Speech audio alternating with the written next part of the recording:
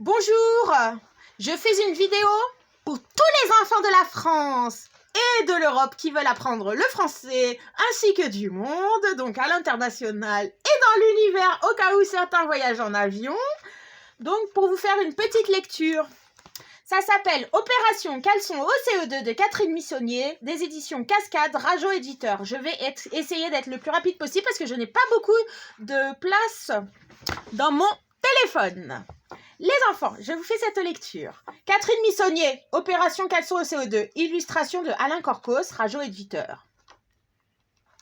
Couverture Anne Bozelec, ISBN 27002-1092.1, ISSN 1142-8252, Rajo Éditeur, Paris 1990. Tout droit de reproduction, de traduction et d'adaptation réservé pour tout pays, loi numéro 49956 du 16/7/1949 sur les publications destinées à la jeunesse.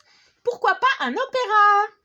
Madame la directrice est passée dans les classes ce matin pour demander au CE2 de se rassembler dans le gymnase à la récréation de 10h30, où, dit-elle, une surprise les attend. Elle avait un air mystérieux et ravi, et qui ne lui était pas habituel. Les élèves ne se réjouissent qu'à moitié. Ce qui est une bonne nouvelle pour Madame la directrice n'en est pas forcément une pour eux. Aussi, ce n'est pas d'un cœur enthousiaste qu'ils se dirigent vers la salle des sports. Mais là, à leur étonnement, ils sont accueillis par un flot de musique. Un piano à queue a été installé dans un angle. Un grand monsieur à moitié chauve est en train d'y jouer. C'est tellement inattendu que les enfants se taisent, même Quentin, et qu'ils vont se grouper en silence autour du musicien. Celui-ci joue encore quelques minutes, puis il frappe un dernier accord et se lève. Subjugués, les auditeurs applaudissent. « Merci, merci, dit Monsieur Blaise. Je suis content de voir que vous aimez la musique parce que nous allons en faire ensemble. » Monsieur Blaise est le directeur de l'école de musique de Montaigu. Il est également pianiste et compositeur, c'est-à-dire qu'il invente et écrit des mélodies. Il voudrait communiquer sa passion à tout le monde et en particulier aux enfants. Aussi, chaque année, il monte un spectacle musical avec des élèves de l'école. Cette fois, il a décidé de faire jouer un opéra au CE2. Évidemment, il s'agit d'un opéra très simple, pas bien long, où la plupart des airs sont chantés en chœur et où beaucoup de passages sont récités comme au théâtre. Mais enfin, c'est quand même un opéra. Ça s'appelle Le Prince envoûté, explique-t-il. En voici l'histoire. Si froid, un prince noble et juste tombe amoureux d'une belle jeune fille inconnue. Or, elle est la fille du sorcier Aramon, un être jaloux et avide. Aramon va se servir d'elle pour attirer Sifroi dans un piège, l'ensorceler et le transformer en esclave obéissant. Puis il profitera de son pouvoir pour s'enrichir en volant les trésors du royaume et les biens des paysans. Le peuple malheureux voudrait se débarrasser du sorcier. Une servante astucieuse va demander son aide à un chevalier bon et généreux, et surtout réputé pour sa force et sa vaillance. Au cours d'un grand tournoi, il battra Aramon en duel et le forcera à libérer le prince. Cette histoire vous plaît-elle ? Pour leur plaire, elle leur plaît. Il croyait qu'un opéra était un spectacle bizarre et ennuyeux. Laure était plutôt inquiète. Sa mère écoute souvent des opéras. Laure trouve que les airs ressemblent à de longs hurlements incompréhensibles et se demande quel plaisir on peut bien y prendre. Elle préfère Michael Jackson ou les chansons du top 50. Ce conte de chevalier et de sorcier lui paraît beaucoup plus amusant que les disques de sa mère. Les garçons, eux, sont enthousiasmés, surtout à cause de la scène du tournoi. Ils ont tout de suite retrouvé que les bâtons de gymnastique. Ceux que l'on met dans le dos pour se tenir droit feraient de bonnes lances.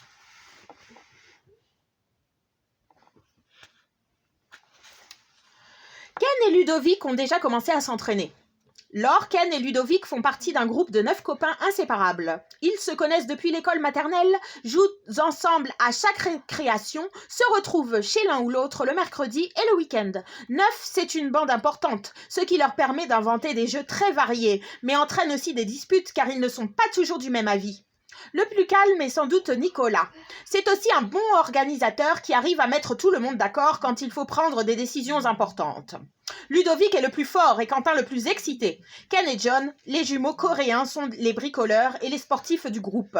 Gilles, le plus réservé, est un ami fidèle sur lequel on peut compter. Laure est la plus mal futée. Laure est la plus futée. Ce que les garçons ont parfois du mal à accepter. Et Clotilde, la plus craintive et aussi la plus serviable. Quant à Gaëtan, Il est un peu râleur et prétentieux, mais les autres le supportent par habitude. Malheureusement, cette année, ils ne sont plus dans la même classe car il y a 3 CE2 à l'école de la Châtaigneraie. Aussi, le spectacle de Monsieur Blaise est pour eux une excellente occasion de se retrouver, et comme en plus les garçons vont se battre en duel, ils sont enchantés. Monsieur Blaise, un peu étonné, contemple les jouteurs et se demande comment il va réussir à leur faire jouer un opéra. D'abord, il les appelle gentiment en leur demandant de se ranger autour de lui pour des essais de voix. Personne n'entend sauf Bertrand Le Goff, ce faillot, qui se met juste devant le piano et fait des « oh oh oh oh oh oh » en ouvrant grand la bouche pour montrer qu'il sait chanter, lui.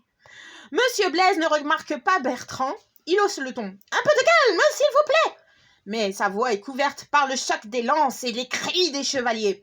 Alors, d'un pas décidé, il retourne à son piano, lève les bras et y plaque une série de grands accords qui sonnent comme un roulement de tambour. Surpris, les garçons cessent le combat.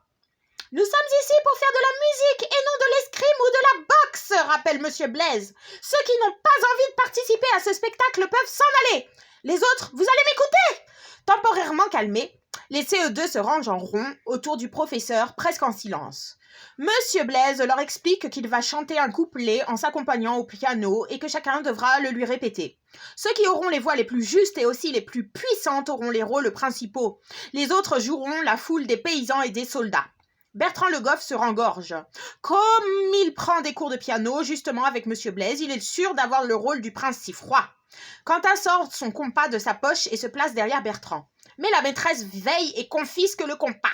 Monsieur Blaise entonne l'air que les garçons vont reprendre. « Je suis le prince si froid, homme juste de bonne foi. Avant tout, je cherche la paix et le bonheur de mes sujets. » Ce n'est pas trop difficile, les garçons passent les uns après les autres. Dans l'ensemble, ils ne sont pas très convaincants. Ken est sûrement le meilleur comme gardien de but que comme chanteur. Nicolas ne se débrouille pas trop mal. Dans la troupe de Louveteau, il a l'habitude de chanter. Gilles a le trac, il transpire et perd ses lunettes. Quant à John, il a gardé un petit accent coréen qui transforme les S en ch. Cela donne le prince chi-froid, le bonheur de mes sujets. Un peu bizarre. Bertrand Le Goff, par contre, chante très fort et très bien. Et Quentin n'a plus son compas. Laure est horripilée. Elle déteste Bertrand qui fait toujours l'intéressant, apprend ses leçons par cœur, interrompt n'importe qui en classe pour montrer que lui connaît la réponse. Heureusement, la maîtresse ne paraît pas beaucoup l'aimer non plus. Elle lui dit constamment « Bon, ça va Bertrand, on sait que tu es le meilleur. » D'un air tellement agacé que ça réchauffe le cœur de Laure. Mais celui qui étonne tout le monde, c'est Ludovic. Il ne veut pas être le prince si froid, un imbécile qui tombe amoureux de la fille d'un sorcier. Non, il veut être le chevalier costaud qui bat Aramon en duel. Il pense qu'un tel chevalier doit avoir une voix tonitruante. Alors, il prend sa respiration et son chant retentit comme une sonnerie de trompette. Les autres se taisent de saisissement et Monsieur Blaise ouvre des yeux ronds. Il est tellement surpris qu'il lui demande de recommencer. Ludovic reprend encore plus fort et plus triomphant. « Eh bien alors, dit Monsieur Blaise, quelle puissance!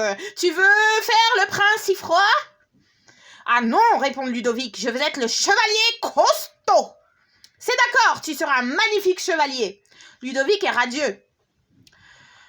« Je pourrais apporter mon armure, monsieur ?»« Ton armure ?» Monsieur Blaise est si occupé par le chant qu'il a oublié qu'un chevalier, c'est d'abord une armure. « Mais bien sûr. » Ludovic se retire ravi sous les regards envieux des autres. Et comme il est temps de rentrer en classe, le prince si froid sera choisi une autre fois. Voilà, j'espère que vous avez aimé ce premier chapitre, n'est-ce pas? Le deuxième, ce sera un caleçon à la fenêtre. Alors, je vous fais des gros bisous en vous encourageant pour votre lecture. Je ferai, je pense, une chaîne de vidéos de lecture. Mes petits, mesdames et messieurs, pardon, je suis un peu en effervescence aujourd'hui.